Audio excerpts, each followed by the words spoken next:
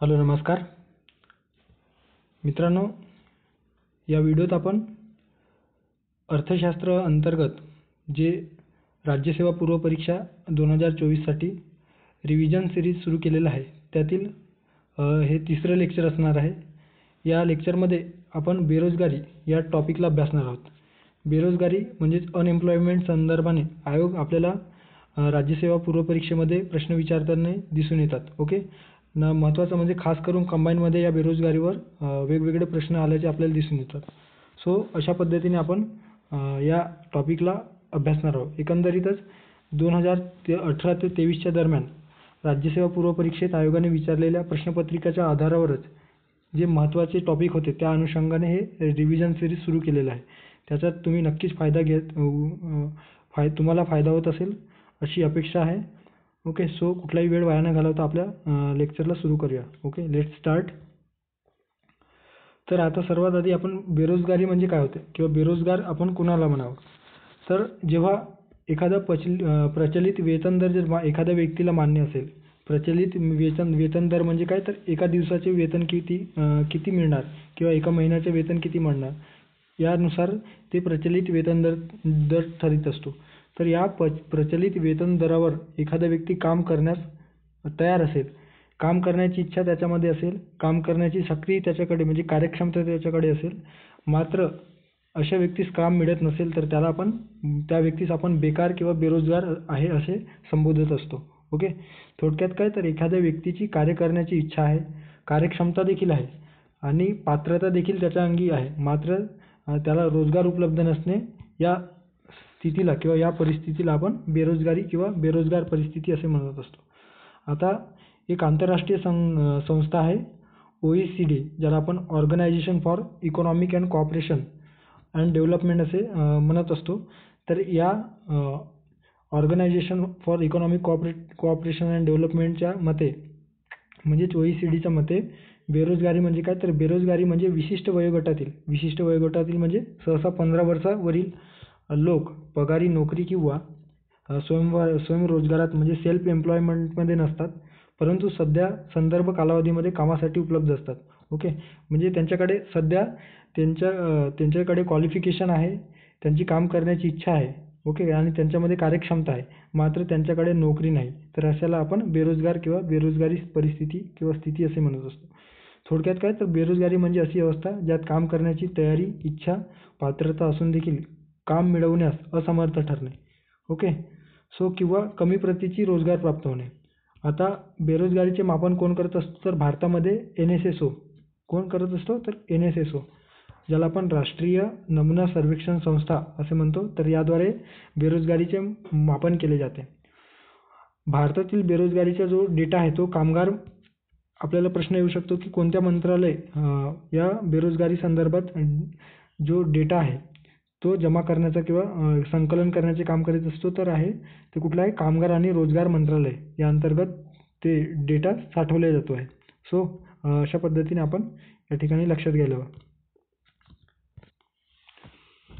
आता या बेरोजगारीचे प्रकार किती आहेत, तर बेरोजगारीचे प्रकार आपल्याला प्रामुख्याने 2 प्रकारचे बेरोजगारी आपल्याला दिसून येतात। कुठले प्रकार, तर एक आहे ग्रामीण बेरोजगारी आणि दुसरे आहे शहरी बेरोजगारी। ओके, असे प्रामुख्याने 2 प्रकार या बेरोजगारीचे पडताना आपल्याला दिसून येतात। आता जेव्हा आपण ग्रामीण बेरोजगारी किंवा ग्रामीण बेकारी अभ्यासतो, तर आपल्याला माहितीच आहे की ग्रामीण भागामध्ये कुठल्या प्रकारची बेरोजगारी आहे। एक तर आहे एक हंगामी बेरोजगारी आणि दुसरी आहे छुपी किंवा प्रचंड बेरोजगारी। ओके, छुपी किंवा प्रचंड बेरोजगारी आणि हंगामी बेरोजगारी, ज्याला आपण सीझनल अनएम्प्लॉयमेंट म्हणतो, आणि जो छुपी किंवा प्रचंड बेरोजगारी आहे त्याला इंग्लिशमध्ये आपण disgust employment, okay, disgust employment असे म्हणत असतो। ओके, सो आता हंगामी बेरोजगारी म्हणजे काय, सीझनल बेरोजगारी म्हणजे काय, तर जेव्हा भारतातील ग्रामीण भागात रोजगार हा प्रामुख्याने शेती क्षेत्रामध्ये उपलब्ध असतो, हे आपल्याला माहीत आहे। भारतात कोरडवाहू शेतीचे प्रमाण देखील मोठे आहे। अशा शेतीत वर्षभर काम मिळत नाही व त्यांना शेवटी हंगामाच्या काळातच काम मिळत असते। म्हणजेच काय, तर एका विशिष्ट काळापर्यंत ते कामगार किंवा त्यांना काम प्राप्त होत असतो, काम मिळत असतो आणि त्या वेळेपर्यंतच ते रोजगारीत असतात बाकी जे इतर वेळ असतं ते ते ते बेरोजगार असतात. ओके, म्हणून त्याला आपण हंगामी स्वरूपाची बेरोजगारी म्हणतो. शेतीचे हंगाम संपल्यानंतर त्यांना बेकार राहावं लागते आणि ही स्थिती कुठं आपल्याला प्रामुख्याने ग्रामीण भागामध्ये दिसतो. शेतीशिवाय अनेक प्रकारची हंगामी बेरोजगारी आहे. पर्यटन आहे, त्यानंतर बँड पथक आहे, साखर कारखाने आहेत, बर्फ फॅक्टरी कामगार आहेत.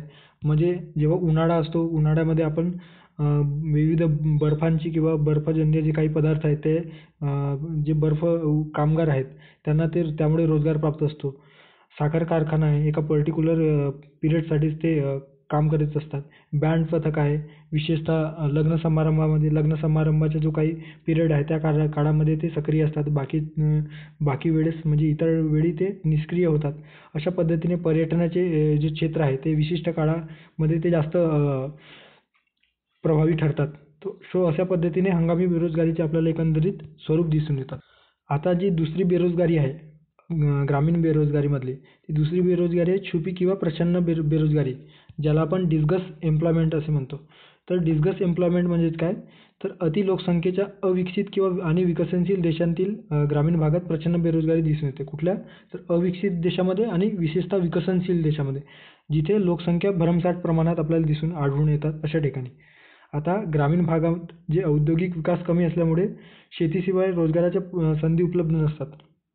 ओके, त्यामुळे अतिरिक्त लोकसंख्येचा भार केवळ शेती क्षेत्रावर पडत असतो. त्यामुळे आवश्यकतेपेक्षा जास्त श्रमिक शेती व्यवसायामध्ये काम करतात. अतिरिक्त श्रमिकांची सीमांत उत्पादकता शून्य असते. ओके, आता जसं समजा एक्झाम्पल या ठिकाणी दिलेलं आहे की श्यामराव यांनी त्यांच्या शेतातील यावेळेस काम करण्यासाठी आधीपेक्षा 7 मजूर कमी वापरून केले तरीही उत्पादन तेवढेच राहील. आता सोप्या शब्दात समजायचं झालं तर छुपी किंवा प्रच्छन्न बेरोजगारी म्हणजे काय, तर एखाद्या शेतामध्ये आपल्याला समजा 10 व्यक्तींची 10 मजूर लागत असतील आणि 100 इतके उत्पादन 100 युनिटमध्ये उत्पादन होत असेल. ओके, जर त्या क्षेत्रामध्ये किंवा त्या पर्टिक्युलर भागात आपण 15 मजूर जास्तीचे अतिरिक्त आले तरीही त्यांच्या युनिटमध्ये कुठलाही बदल होत नसेल. ओके, तर अशा वेळेस त्याला आपण डिस्गस एम्प्लॉयमेंट म्हणतो, कारण ते 5 जे मजूर एक्स्ट्रा आले त्यांची जी सीमांत उपयोगिता आहे ती शून्य आहे. ओके, सो अशा पद्धतीने उत्पादनामध्ये कुठलाही बदल होत नाही, तर त्याला आपण छुपी किंवा प्रच्छन्न बेरोजगारी म्हणत असतो. सो अशा पद्धतीने ग्रामीण बेरोजगारीचे 2 प्रकार आपल्याला या ठिकाणी दिसून येतात. ओके, आता जे शहरी बेरोजगारी आहे, तर शहरी बेरोजगारीमध्ये कुठले प्रकार दिसून येतात, तर प्रामुख्याने सुशिक्षित बेरोजगारी, त्यानंतर आहे औद्योगिक बेरोजगारी, असे 2 प्रकार आपल्याला या शहरी बेरोजगारीमध्ये दिसून येतात. ओके, सुशिक्षित बेरोजगारीमध्ये काय, तर काम करण्याची इच्छा, शिक्षणाची पात्रता असूनही रोजगार मिळत नाही, तेव्हा त्यास सुशिक्षित बेरोजगारी असे म्हटलं जाते. ओके, समजा एखादा PhD होल्डर व्यक्ती आहे, PhD होल्डर व्यक्ती असला तरी त्याला रोजगारासाठी तो वेगवेगळ्या ठिकाणी भरकटतो आहे किंवा त्याला कमी प्रतीची रोजगार प्राप्त होतो आहे, तर त्याला आपण सुशिक्षित बेरोजगारी असे म्हणतो. सोबतच सुशिक्षित बेरोजगारीचा प्रश्न अलीकडे शहरी भागात मोठ्या प्रमाणात दिसून येतो आणि सुशिक्षित बेरोजगारीचे जे प्रमाण आहे ते उच्च शिक्षण घेणाऱ्या सुशिक्षितांचं सर्वाधिक प्रमाण या सुशिक्षित बेरोजगारीमध्ये दिसून येतात. ॲज कम्पेअर टू जे काही 10वी-12वी पर्यंत शिकलेले असतात ते वेगवेगळ्या व्यवसाय करीत असतात, मात्र जे उच्च शिक्षित असतात ते अजूनही उच्च प्रतीच्याच रोजगाराच्या शोधासाठी ते भरकटत असतात. ओके, सो त्याला आपण काय म्हणतो, तर सुशिक्षित बेरोजगारी. त्यानंतर आहे औद्योगिक बेरोजगारी. आता औद्योगिक बेरोजगारी म्हणजे काय, तर वाढत्या लोकसंख्येमुळे मजुरांच्या संख्येत भर पडत जाते. आपल्याला माहीतच आहे की रोजगारासाठी ग्रामीण भागातून शहरी भागाकडे लोकांचे स्थलांतर होत असतात आणि औद्योगिक क्षेत्रात काम करण्याची संख्या देखील वाढत असतो. परंतु त्या तुलनेत औद्योगिक क्षेत्राचा जो विकासाचा दर जो असतो तो कमी असतो. काम करण्याची इच्छा असणाऱ्यांना काम मिळत नाही आणि अशा वेळेस निर्माण होणाऱ्या बेरोजगारीला आपण औद्योगिक बेरोजगारी असे म्हणत असतो. ओके, म्हणजेच काय, तर शहरी भागामध्ये जे औद्योगिक क्षेत्र आहेत त्यामध्ये जे रोजगाराची जी संधी आहे ते वेगवेगळ्या कारणाने कमी होतो आणि त्या तुलनेत जे रोजगार शोधणारे जे व्यक्ती आहेत ग्रामीण भागाकडून शहरी भागाकडे आलेले त्यांचे प्रमाण प्रचंड प्रमाणामध्ये दिसून येतात. सो आता त्याचे वेगवेगळे उपप्रकार देखील पडतात. कुठले आहेत ते, तांत्रिक बेरोजगारी, संघर्षजन्य बेरोजगारी, चक्रीय बेरोजगारी आणि संरचनात्मक बेरोजगारी. तर आता आपण वन बाय वन बघूयात की औद्योगिक बेरोजगारीचे जे विविध उपप्रकार आहेत त्यांच्यामध्ये कुठले बेरोजगारी दिसून येतात. आता सर्वात आधी आपण तांत्रिक बेरोजगारी म्हणजे काय, तर तांत्रिक बेरोजगारी, तत्पूर्वी तुम्ही या ठिकाणी कार्टून बघू शकता. रोबोट या व्यक्तींना, कामगारांना हाकलत आहेत. ओके, सो याला आपण टेक्नॉलॉजिकल अनएम्प्लॉयमेंट म्हणतो. तर तांत्रिक बेरोजगारी म्हणजे काय, तर जे कामगार आहेत, जे मनुष्यबळ आहे, त्या मनुष्यबळाची जागा मशीनद्वारे घेतली जाते. तर अशा वेळेस त्या कामगारांवर बेरोजगारीची जी परिस्थिती ओढवते त्यालाच आपण तांत्रिक बेरोजगारी असे म्हणत असतो. ओके, तंत्रज्ञानातील बदलामुळे मानवाऐवजी तंत्राने म्हणजेच लेबर ऐवजी मशीनद्वारे काम केले जाते. या बेरोजगारीला आपण काय म्हणतो, तांत्रिक बेरोजगारी. ओके, नवीन तंत्रज्ञानाच्या वापरामुळे छपाई उद्योगात अनेक कामगारांचे रोजगार कमी झाले किंवा इतर जे काही सध्या आपण आर्टिफिशियल इंटेलिजन्स या जगामध्ये वावरतो आहोत. तर ती आर्टिफिशियल इंटेलिजन्समुळे ज्या काही मनुष्यबळ लागत होत्या त्या खूप कमी प्रमाणात त्या एका क्लिकच्या माध्यमातून ते काम पूर्णत्वास जातो. तर तेव्हा अशा वेळेस जे मनुष्यबळातून जे मनुष्यबळ जे असतात त्या कामासाठी लागणारे ते कमी केले जातात. ओके, सो अशा वेळेस त्यांच्यावर जी बेरोजगारीची परिस्थिती ओढवते तर त्यालाच आपण तांत्रिक बेरोजगारी असे म्हणतो. त्यानंतर आहे संघर्षजन्य बेरोजगारी. आता संघर्षजन्य बेरोजगारी म्हणजे काय, तर उद्योगांमधील संघर्षामुळे निर्माण होणारी बेरोजगारी. संघर्षजन्य बेरोजगारी आपण त्याला म्हणत असतो. यांत्रिक बिघाड आहे, त्यानंतर वीज टंचाई आहे, कच्च्या मालाचा अभाव आहे, कामगारांचा संप आहे, इत्यादी म्हणजे संघर्षजन्य. म्हणजे एखाद्या कारखानदारी क्षेत्रामध्ये समजा कच्च्या मालाचा पुरवठा एक दिवसाआड जर होत असेल तर त्यांचं काम व्यवस्थित चालू शकत नाही. म्हणजे एखाद्या ठिकाणी जर वीज पुरवठा व्यवस्थित होत नसेल तर काही काळ तो विजेमध्ये कपात होत असेल तर त्या ठिकाणी त्या कालावधीसाठी तेथील मजुरांना किंवा कामगारांना बेरोजगारीत राहावं लागते. यांत्रिक बिघाड झालेली असेल, सो अशा पद्धतीने किंवा कामगारांचा संप असेल तर ते काम करण्यापासून दुरावतात. ओके, सो याला आपण संघर्षजन्य बेरोजगारी म्हणतो. संघर्षामुळे किंवा रोजगारासाठी संघर्ष करावा लागतो. त्यानंतर आहे चक्रीय बेरोजगारी. आता चक्रीय बेरोजगारी म्हणजेच काय, तर व्यापार चक्रामुळे जे काही निर्माण होणाऱ्या बेरोजगारीस आपण चक्रीय बेरोजगारी म्हणतो. आता विशेषतः जे व्यापार चक्र आहेत, तेजी मंदीच्या काळाला आपण चक्रीय बेरोजगारी किंवा तेजीचा किंवा मंदीचा जो काळ असतो त्याच्यातून जे निर्माण झालेली बेरोजगारीची परिस्थिती असते त्यालाच आपण चक्रीय बेरोजगारी म्हणत असतो. यामध्ये व्यापार चक्राचा किंवा आर्थिक मंदीच्या निर्मितीमुळे अशी बेरोजगारी निर्माण होत असते. अर्थव्यवस्थेत जेव्हा आर्थिक मंदीचे वातावरण तयार होते तर अनेक उद्योगधंदे बंद पडतात आणि वस्तूची मागणी कमी होते. परिणामी उत्पादन न वाढता उत्पादन व रोजगारावर परिणाम होऊन चक्रीय बेरोजगारी निर्माण होते, हे आपल्याला माहीतच आहे. ओके, विशेषतः मंदीच्या परिस्थितीमध्ये. सो अशा पद्धतीने चक्रीय बेरोजगारी दिसून येतात. त्यानंतर आहे संरचनात्मक बेरोजगारी.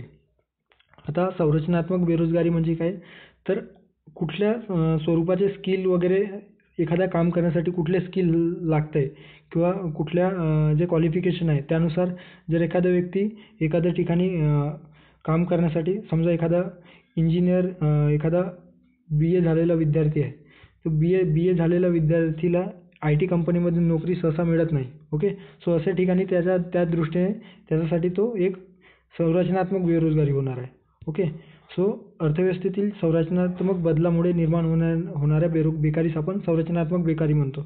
ओके, यंत्रसामग्रीच्या कार्यक्षमतेने वापर केल्यास पुरेशा प्रमाणात रोजगाराच्या संधी निर्माण होत नाही, परंतु दुसऱ्या बाजूने लोकसंख्या वाढत असते. परिणामी बेकारीची संख्या दिवसेंदिवस वाढत आहे, हे आपल्याला दिसून येतो. ओके, या ठिकाणी तुम्ही बघू शकता की स्ट्रक्चरल बेरोजगारी काय आहे, तर दोन व्यक्ती काय म्हणत आहेत, तर we do not have the skill for that. म्हणजे एका पर्टिक्युलर स्किल हवे आहे या रोजगारासाठी, ते आमच्याकडे नाही आहे. तर अशी जी बेरोजगारी असते त्यालाच आपण संरचनात्मक बेरोजगारी असे म्हणत असतो. ओके, सो अशा पद्धतीने ग्रामीण बेरोजगारीचे दोन प्रकार कुठले, एक आहे हंगामी बेरोजगारी आणि दुसरे आहे छुपी किंवा प्रच्छन्न बेरोजगारी. त्यानंतर आहे शहरी बेरोजगारी. शहरी बेरोजगारीचे परत दोन मुख्य प्रकार पडतात. एक आहे सुशिक्षित बेरोजगारी आणि दुसरी आहे औद्योगिक बेरोजगारी. औद्योगिक बेरोजगारीचे 4 उपप्रकार आहेत. त्यामध्ये तांत्रिक बेरोजगारी, त्यानंतर चक्रीय बेरोजगारी, संघर्षजन्य बेरोजगारी आणि संरचनात्मक बेरोजगारी. अशा पद्धतीने बेरोजगारीचे वेगवेगळे प्रकार आपण या ठिकाणी अभ्यासले आहेत. ओके, आता आपल्याला बेरोजगारीची कारणं कुठली आहेत ते अभ्यासणे गरजेचं आहे. आता आपण बेरोजगारीची विविध कारणे बघूयात. भारतामध्ये अर्थव्यवस्थेत जी बेरोजगारीची परिस्थिती आहे, एक ज्वलंत सामाजिक समस्या आपल्याला दिसून येतं. ओके. अतिरिक्त लोकसंख्या आहे, निरक्षरता आहे, त्यानंतर यांत्रिकीकरणाचा अतिरिक्त वापर, औद्योगिक कलह, असे विविध प्रकार, शेतीचे हंगामी स्वरूप, त्यानंतर संयुक्त कुटुंब पद्धती असेल, हस्तकला, ग्रामोद्योग, असे विविध कारणे आपल्याला दिसून येत असतात. आता या ठिकाणी आपण जे काही विविध कारणे आहेत त्यामध्ये सर्वात महत्त्वाची कारण आपल्याला दिसून येते ती आहे अतिरिक्त लोकसंख्या. भारतासारख्या देशामध्ये जी लोकसंख्या प्रचंड प्रमाणामध्ये आहे, अशा ठिकाणी बेरोजगारीचे प्रमाण सर्वाधिक दिसून येतो. ओके. सो भारताची जी लोकसंख्या आहे ती दरवर्षी 2 ते 2.5% या दरवाढीने वाढत आहे. अशामुळे अतिरिक्त लोकसंख्या रोजगाराच्या संधी प्राप्त होत नाही. म्हणजे लोकसंख्या वाढत असली तरी त्या तुलनेत जे काही रोजगाराच्या संधी आहेत ते मिळत नाही आहेत आणि परिणामस्वरूप बेरोजगारी निर्माण होण्यास कारणीभूत ठरतो आहे. त्यानंतर निरक्षरता किंवा अशिक्षितपणा. बेरोजगारी वाढण्याचे दुसरे महत्त्वाचे कारण म्हणजे निरक्षरता होय. निरक्षरतेमुळेच जे काही रोजगार प्राप्त करण्यासाठी आवश्यक असणारी जी पात्रता असते ती त्यांच्या अंगी निर्माण होत नाही आणि त्यामुळे जेवढे निरक्षरतेचे प्रमाण जास्त असतो तेवढे जास्त निरक्षरतेचे प्रमाण ग्रामीण भागामध्ये जास्त प्रमाणात आढळून येतात. ओके. म्हणजे काय, जेवढे जास्त निरक्षरतेचे प्रमाण जास्त तेवढी बेरोजगारी जास्त आपल्याला दिसून येतो. ओके. आणि हे प्रामुख्याने कुठं ग्रामीण भागामध्ये जास्त प्रमाणात दिसून येतात. त्यानंतर आहे यांत्रिकीकरणाचा अतिरिक्त वापर. यंत्राचा अतिरिक्त वापर, जे आपण मागेच बघितलं की यांत्रिक बेरोजगारीमध्ये किंवा तांत्रिक बेरोजगारीमध्ये तंत्रज्ञानाच्या अतिरिक्त वापरामुळे मनुष्यबळाची जागा आता यंत्रांनी घेतलेली आहे, तंत्रज्ञानाने घेतलेली आहे. त्यामुळे जी बेरोजगारी निर्माण होते त्याला आपण यांत्रिक बेरोजगारी किंवा तांत्रिक बेरोजगारी म्हणतो. त्यानंतर औद्योगिक कलह. औद्योगिक कलह म्हणजे काय, तर कामगार आणि मालक यांच्यातील ज्या काही निर्माण होणारे भांडण असतील त्या भांडणामुळे जे काही औद्योगिक कलह, ज्याला आपण औद्योगिक कलह म्हणतो, तर या औद्योगिक कलह किंवा भांडणामुळे जे काही परिस्थिती उद्भवते त्यामुळे कामगारांचा संप असेल, मोर्चे असेल, घेराव असतील, टाळेबंदी होते. तर अशा वेळेस कामाचं जे काही ठिकाण असते किंवा कारखाने जे असतात ते बंद पडतात आणि अशा वेळेस बेरोजगारी जन्य परिस्थिती निर्माण होत असतो. ओके. आता शेतीचे हंगामी स्वरूप. शेतीचे हंगामी स्वरूप म्हणजे हंगामी बेरोजगारी आपल्याला फक्त जवळपास 4 ते 6 महिन्यापर्यंत, म्हणजे जवळपास 4 महिने आपली जी भारतामध्ये जी मान्सूनवर आधारित जी शेती आहे ती मान्सूनवर आधारित असते आणि केवळ पर्टिक्युलर विशिष्ट काळासाठी ती शेतीवर आपल्याला रोजगार प्राप्त होत असतो. मात्र इतर वेळी शेतीवर काम करणारे जे शेतकरी वर्ग किंवा मजूर असतात ते बेरोजगार असतात. ओके. अशा पद्धतीने शेतीचे हंगामी स्वरूप देखील बेरोजगारी निर्माण करण्यास कारणीभूत ठरतो आहे. त्यानंतर संयुक्त कुटुंब पद्धती. ग्रामीण भागातील जे काही छुपी बेरोजगारी, ज्याला आपण इंग्लिशमध्ये डिस्गस एम्प्लॉयमेंट म्हणतो, तर ते संयुक्त कुटुंब पद्धतीचे महत्त्वाचे कारण सांगितले जाते. आता यामध्ये लोकसंख्या वाढीमुळे कुटुंबाच्या आकारात वाढ होते, परंतु शेतजमिनीच्या आकारमानात वाढ होत नसते. ओके. परिणामतः उत्पादनातही वाढ होत नाही, मात्र लोकसंख्येत वाढ होत आहे. काम करणाऱ्यांच्या मजूर जे संख्या आहे काम करणाऱ्यांची त्याच्यामध्ये वाढ होते. तर अशा वेळेस छुपी बेरोजगारी निर्माण होते. म्हणून याला आपण हे देखील बेरोजगारी निर्माण करण्यास कारणीभूत ठरतो आहे. त्यानंतर हस्तकला उद्योगधंद्यांचा जो ऱ्हास होत आहे, या हस्तकला किंवा ग्रामोद्योगांच्या ऱ्हासीमुळे देखील आपल्या म्हणजे देशामध्ये जे काही हस्तकला किंवा ग्रामीण उद्योग भागातील ज्या काही जे उद्योजक होते किंवा कामगार होते त्यांना रोजगारापासून परावृत्त व्हावं लागत आहे. ओके. सो अशा पद्धतीने वेगवेगळे कारणे आपण देऊ शकतो. श्रमशक्तीचा अभाव असेल, कौशल्य विकासाचा म्हणजे स्किलफुल ज्या काही एज्युकेशन आहे त्यांचा अभाव, त्याच्यानंतर रोजगाराची अपेक्षा प्रचंड प्रमाणामध्ये, ग्रामीण लोकसंख्येचे होणारे स्थलांतर, अशा वेळेस असे अनेक कारणे आहेत ज्यामुळे आपल्या देशामध्ये बेरोजगारीची परिस्थिती निर्माण होते. आता संकीर्ण पण काही महत्त्वाचे ज्या काही गोष्टी आहेत त्या आपण बघूयात. आता या ठिकाणी कार्यकारी गट साधारणतः आपण कोणाला म्हणतो, तर 15 ते 64 वर्षे वयोगटातील जे लोक असतात. ओके. 15 ते 64 वर्षे वयोगटातील जे काही व्यक्ती असतात त्यांना आपण कार्यकारी गट संबोधत असतो. 2011च्या जनगणनेनुसार भारतामध्ये एकूण 63.40% इतके कार्यकारी गट आपल्या देशामध्ये आढळून येतात. ओके. 2011च्या जनगणनेनुसार. सो हे सुद्धा बेसिक फॅक्च्युअल इन्फॉर्मेशन आपल्याला माहिती असायला हवं. 63.40%. त्यानंतर आहे श्रमशक्ती म्हणजेच काय? तर श्रमशक्ती म्हणजे काम करण्यास सक्रिय असलेली लोकसंख्या. यात रोजगारीत व रोजगाराच्या शोधात असणाऱ्या व्यक्तींचा समावेश होतो. ओके. रोजगारीत जे आहेत म्हणजे ज्यांना ऑलरेडी नोकरी किंवा एखाद्या कामामध्ये ते गुंतलेले आहेत आणि रोजगारीच्या शोधात आहेत मात्र त्यांना अजूनपर्यंत रोजगार उपलब्ध झालेला नाही, त्यांना देखील आपण श्रमशक्ती म्हणतो. त्यानंतर आहे आणि श्रमशक्ती दर कसा काढला जातो? तर ज्यालाच आपण लेबर फोर्स पार्टिसिपेशन रेट असे म्हणतो. तर श्रमशक्ती डिवायडेड बाय एकूण लोकसंख्या. श्रमशक्ती भागीला एकूण लोकसंख्येनुसार आपण श्रमशक्ती दर काढत असतो. ओके. सध्या 2022-23चा विचार करता आपल्याला दिसून येतो की श्रमशक्ती दर US पद्धतीनुसार, ओके, US युज्युअल स्टेटसनुसार किती आहे? तर या ठिकाणी तुम्ही बघू शकता जे एकूण जो श्रमशक्ती दर आहे तो म्हणजे श्रमशक्ती पार्टिसिपेशन जो रेट आहे तो 57.9% आहे. ज्यामध्ये पुरुषांचं प्रमाण 78.5% आणि स्त्रियांचं प्रमाण 37%. ओके. सो हे फॅक्च्युअल काही इन्फॉर्मेशन आहे ते देखील आपल्याला माहिती असायला हवं. त्यानंतर आहे कामगार लोकसंख्या गुणोत्तर, ज्याला वर्कर पॉप्युलेशन रेट असे किंवा रेशो आपण म्हणतो. तर यात रोजगारीत असलेल्या एकूण लोकसंख्येतील व्यक्तींचे प्रमाण म्हणजेच काय? तर जितके लोक रोजगारीत आहेत त्यांची तुलना एकूण लोकसंख्येतून जेव्हा त्यांना एकूण लोकसंख्येतून भागिले जाते तर त्यावरून जे रेशो निघतो त्यालाच आपण कामगार लोकसंख्या गुणोत्तर किंवा वर्कर पॉप्युलेशन रेट असे किंवा वर्कर पॉप्युलेशन किंवा पार्टिसिपेशन रेट आपण म्हणत असतो. ओके. सो रोजगारीत असलेल्यांची जी काही एकूण लोकसंख्येची जी गणना केली जाते तर त्यालाच आपण WPR असे म्हणत असतो. WPR म्हणजे वर्कर पॉप्युलेशन रेट. सध्या 2022-23मध्ये किती आहे? तर पुरुषांमध्ये 76%, त्यानंतर आहे महिलांचे 35.9% आणि एकूण जो WPR आहे तो 56% आहे. ओके. 56%. त्यानंतर आहे बेरोजगारीचा दर. आता बेरोजगारीचा दर ज्याला अनएम्प्लॉयमेंट रेट असं आपण म्हणतो. तर बेरोजगार लोकसंख्येचे एकूण श्रमशक्तीशी असलेले प्रमाण. आता बेरोजगार लोक म्हणजे काय? तर ज्या लोकांकडे बेरोजगार म्हणजे ज्या लोकांकडे रोजगार उपलब्ध नाही आणि श्रमशक्ती म्हणजे काय? तर जे ऑलरेडी रोजगारीत आहेत प्लस बेरोजगार आहेत असे एकूण त्यांच्यातून जी काढलेली टक्केवारी असते त्यालाच आपण अनएम्प्लॉयमेंट रेट म्हणतो. तर या अनएम्प्लॉयमेंट रेट सध्या 2022-23मध्ये युज्युअल स्टेटस पद्धतीनुसार किती आहे? तर पुरुषांमध्ये 3.3%, महिलांसाठी 2.9% आणि एकूण जर विचार केला तर 3.2% इतकं अनएम्प्लॉयमेंट रेट आपल्याला सध्या 2022-23साठी दिसून येतं. सो प्रिलिम्स पर्स्पेक्टिव्हनं हे जे आकडेवारी आहे ते खूप महत्त्वाची आहे. जी आपली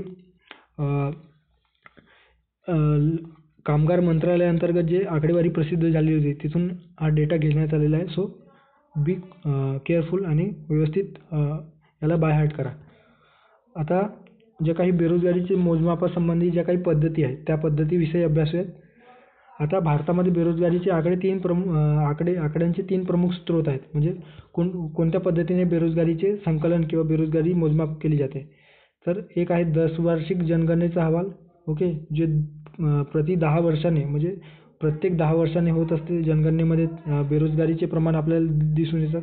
त्यानंतर आहे राष्ट्रीय नमुना सर्वेक्षण संघटनेद्वारे ज्याला आपण NSSO असे म्हणतो. तर हे आपले बेरोजगारी संबंधी अहवाल प्रसिद्ध केले जातात आणि भारतामध्ये या अहवालाला सर्वात महत्त्वाचे अहवाल किंवा या संस्थेने जे काही आकडेवारी प्रसिद्ध केली जाते त्याला विशेष प्रमाण मानून बेरोजगारी संबंधी ज्या काही ध्येय धोरणे आहेत ते ठरवले जात असतो. त्यानंतर आहे रोजगार व प्रशिक्षण संचालन डायरेक्टरेट याद्वारे हे जे काही आकडेवारी प्रसिद्ध केले जाते संचालनालय.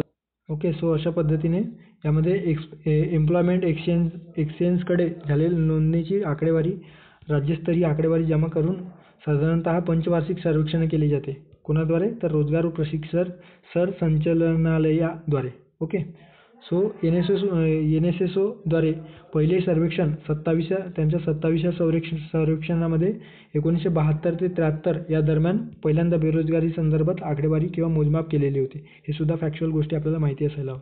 त्यानंतर आहे नॅशनल सॅम्पल सर्व्हे ऑर्गनायझेशन सध्या रोजगार व बेरोजगारीचे आकडे करण्यासाठी 3 प्रमुख पद्धतीचा वापर करत असतो. कुठल्या 3 पद्धती आहेत? नित्यप्रमुख व दुय्यम दर्जा, ज्याला UPPS किंवा युज्युअल स्टेटस किंवा UPPS स्टेटस आपण म्हणत असतो. ओके.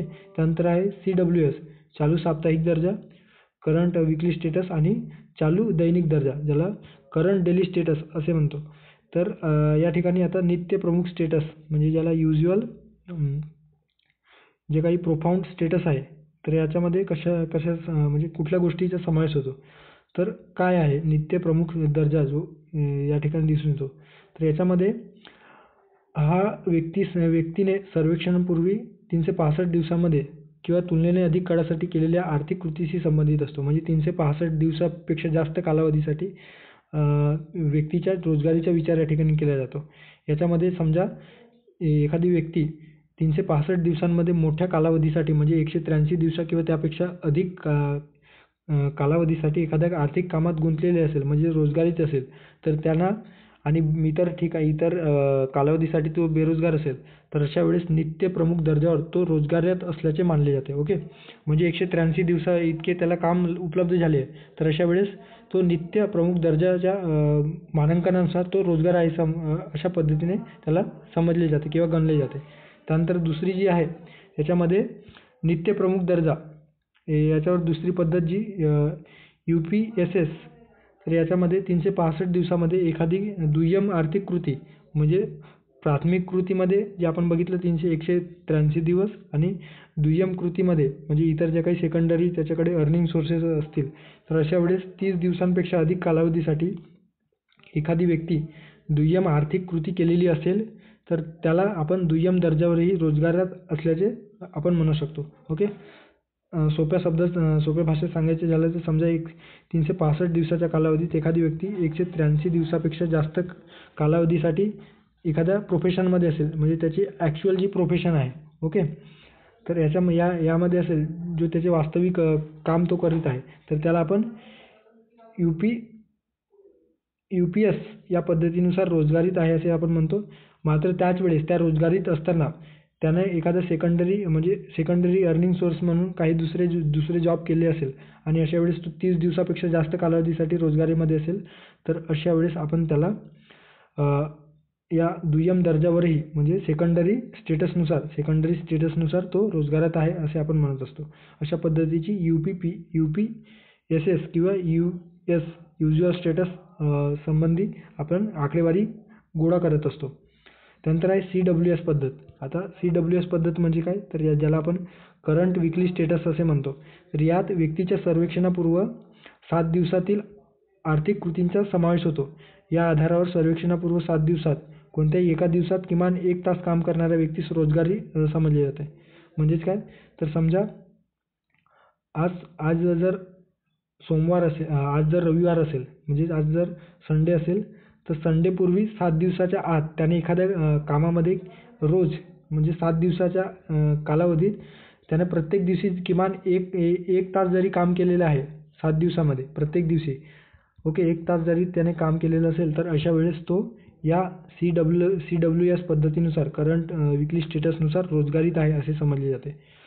आणि तिसरी जी पद्धत आहे CDS पद्धत, ज्याला करंट डेली स्टेटस असे म्हणतो. तर याच्यामध्ये सर्वेक्षणापूर्वी म्हणजेच काय, तर 7 दिवसातील सर्वेक्षण होण्याच्या अगोदरच्या 7 दिवसाच्या आधी समजा दररोजच्या आर्थिक घडामोडींचा समावेश या ठिकाणी होत असतो आणि दररोज किमान 4 तास काम करणे आवश्यक असते.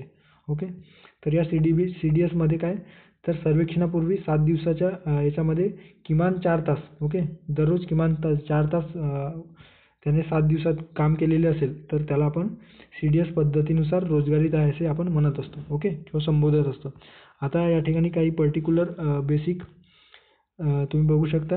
हे डॉक्टर किरण देशले सरांचं इकॉनॉमिक्स संदर्भातील जे काही पुस्तक आहे त्याच्या अनुषंगाने या ठिकाणी ते घेण्यात आलेलं आहे, जेणेकरून आपल्याला शॉर्टमध्ये लक्षात ठेवलं. युज्युअल स्टेटस किंवा UPS ओके. युज्युअल स्टेटस किंवा UPS ज्याला आपण म्हणतो, तर ती संज्ञा कोणती रोजगारी मोजण्यासाठी कामात येतो, तर 365 दिवसाच्या विचार या ठिकाणी केला जातो. तर त्या वार्षिक जी रोजगारी आहे त्या रोजगारी संदर्भात आपण ते मोजमाप करीत असतो. आणि कोणती रोजगारी, तर चिरकालीन, हंगामी आणि चक्रीय बेरोजगारी आपण या पद्धतीनुसार गणना करीत असतो. ओके. चिरकालीन असेल, हंगामी असेल किंवा चक्रीय बेरोजगारी. त्यानंतर आहे आणि यांचा जो दर असतो, तो दर कसा असतो, तर व्यक्ती दर असतो. ओके. व्यक्ती दर म्हणजे व्यक्तीनुसार तो दर ठरवलेला असतो. त्यानंतर आहे CDS. CDSमध्ये करंट विकली स्टेटस, यामध्ये साप्ताहिक याचा विचार केला जातो. अल्पकालीन, आंशिक, हंगामी आणि चक्रीय अशा पद्धतीची बेरोजगारी या CDS पद्धतीनुसार मोजली जाते. हे देखील व्यक्ती दर असतो. ओके. व्यक्तीचा विचार केला जातो, म्हणजे त्याने एकूण किती दिवसात काम केलेलं आहे सप्ताहामध्ये किंवा आठवड्यामध्ये. त्यानंतर करंट डेली स्टेटस, याच्यामध्ये दैनिक म्हणजे प्रत्येक दिवशीचा विचार केला जातो. प्रत्येक दिवशी किमान 4 तास काम केलेलं आहे की नाही. एखाद्या व्यक्तीने किमान 4 तास काम केलेलं असेल तर त्याला आपण रोजगारीत आहे असे आपण म्हणत असतो. सो अल्पकालीन, त्यानंतर आहे आंशिक, हंगामी आणि खुली, तसेच प्रचंड बेरोजगारी देखील या पद्धतीनुसार मोजली जाते. आणि हे व्यक्ती दिन दर म्हणजे दैनिक असल्या कारणाने एका दिवसाचाच विचार केला जातो, त्याला आपण काल दर देखील म्हणत असतो. सो अशा पद्धतीने आपल्याला याची विविध स्थिती आपल्याला दिसून येतात. ओके. सो अशा पद्धतीने आपण जे काही बेरोजगारीचं टॉपिक आहे, अनएम्प्लॉयमेंट, त्या अनएम्प्लॉयमेंट टॉपिक संदर्भाने जे काही